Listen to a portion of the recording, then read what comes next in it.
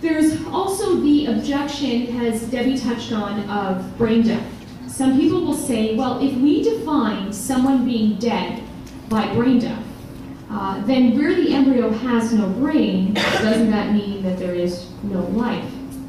Well, first of all, we need to be clear about how we define brain death. And brain death is the complete and irreversible cessation of all brain activity. Now, I will say that, and I was actually recently reading up, that there is even debate about brain death. And there have been some cases where people have been diagnosed as brain dead and lived for years. And some people called into question whether they were actually brain dead, and other evidence was given forward they were. So that's a debatable issue which I don't need to get into to make my point, and that is that we cannot compare the state of someone who's brain dead to that of the embryo who doesn't have the brain yet. Because first of all, the brain of an embryo is not yet as opposed to no more. So the brain of an embryo is not yet as opposed to no more. The second thing is we know from the law of biogenesis and the incorrect view of spontaneous generation that life must beget other life. Living things come from other living things. So a fetus couldn't be an older, more mature version of an embryo who was non-living and which was dead.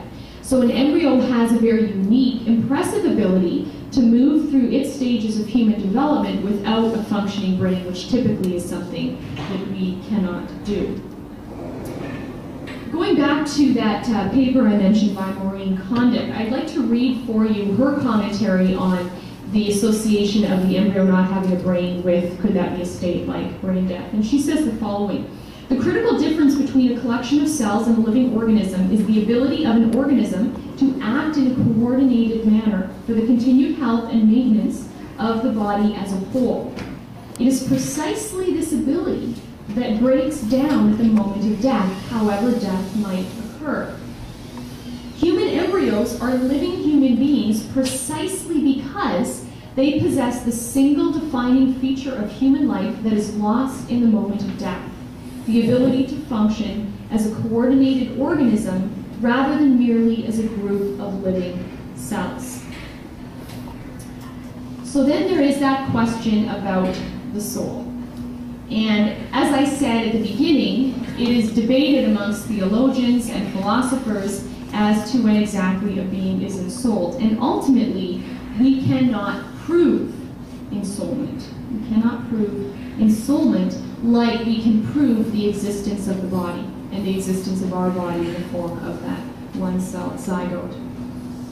Now, having said that, the idea I typically propose is, if we know when we have the body, doesn't it make sense that we also have the soul? If we know when we have the body, and we know we have the body of fertilization in that one-cell zygote, doesn't it make sense that at that point we also have the soul? And if someone says, but we can't know for sure, we can simply reply, and we can't know for sure that a 5-year-old has a soul either. But if we take the fact that the very existence and life of a 5-year-old before us means she must have a soul, then whenever that 5-year-old came into existence, which we know to be at fertilization, therefore we should protect the zygote like we protect the 5-year-old. And while religions may debate amongst each other and even themselves about ensoulment, about how to treat life before birth, the general principle that seems to cross all religious boundaries is the notion of the golden rule. Do unto others as you would want done unto yourself, and love your neighbor as you love yourself. And since we know that that zygote, that early embryo, is a genetically distinct, whole, living human being, yet very immature, we need to protect the zygote in the same way we protect a newborn child who is very immature in comparison to the rest of us. And so, to wrap things up before we open it up to questions, is I want to resubmit to you what I said at the beginning, and that is, there seems to be a debate about when life begins. Not because we don't know, but because we don't want to know.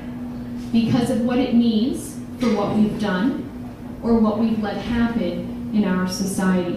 Because if life begins at fertilization, then the extension of that, the implications of that, is that birth control, which prevents implantation actually may involve the ending of an innocent human being's life. If life begins at fertilization, then embryonic stem cell research involves killing some human beings to supposedly help other human beings. And if life begins at fertilization, then the 100,000 abortions which occur annually in this country really involve 100,000 tiny defenseless human beings being robbed of their lives. If we acknowledge this simple truth that life begins at fertilization, we have to accept the inconvenient truths that follow. That we have committed and permitted the killing of the next generation. But we serve no one, not even ourselves, by maintaining denial. What we need to do is make sure that we conform our lives to the truth rather than conform the truth to our lives. Because ultimately, it's the truth that sets us free.